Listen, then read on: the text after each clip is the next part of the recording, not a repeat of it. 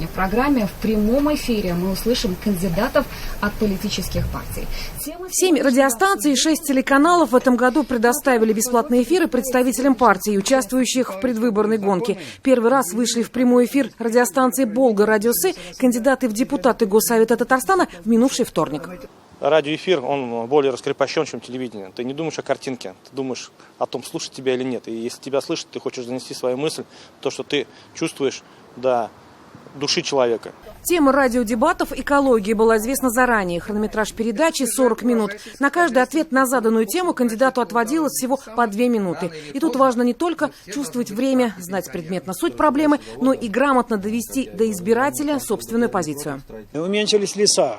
Ухудшение, атмосферного воздуха, качество воды. Все эти проблемы сегодня, они как одно село разрешаются в национальных проектах.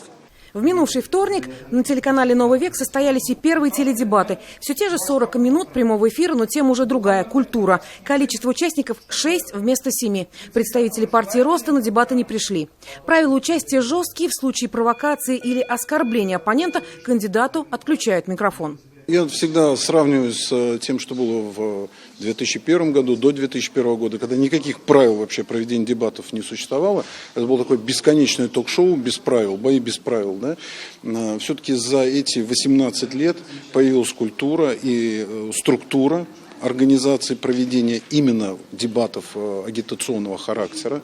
Между тем, партии в работе с избирателями применяют и другие инструменты агитации. В предвыборный штаб ЛДПР уже доставили партию печатных агитматериалов, а также рюкзаки и куртки, в которые облачатся волонтеры. Вот в этом году мы придумали вот такую вот закладку для книг, актуально в преддверии 1 сентября, да? На другой стороне написаны математические формулы.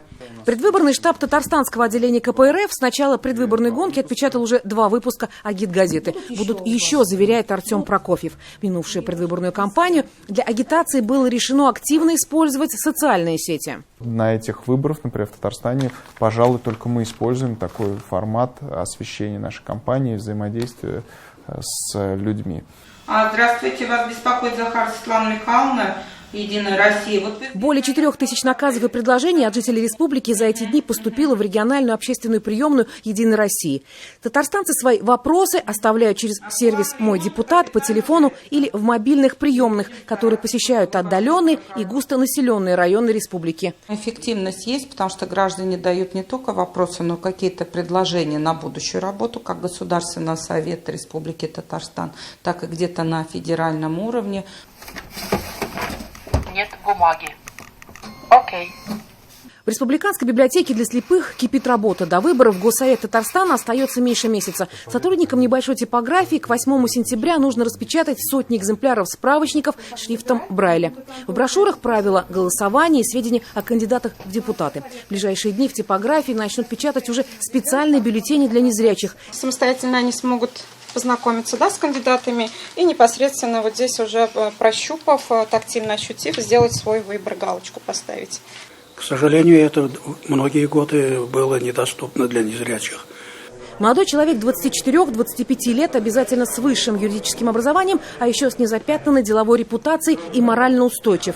Таким портрет потенциального независимого наблюдателя рисуют координаторы корпуса «За чистые выборы». В минувшую среду в Татарстане началась подготовка независимых наблюдателей.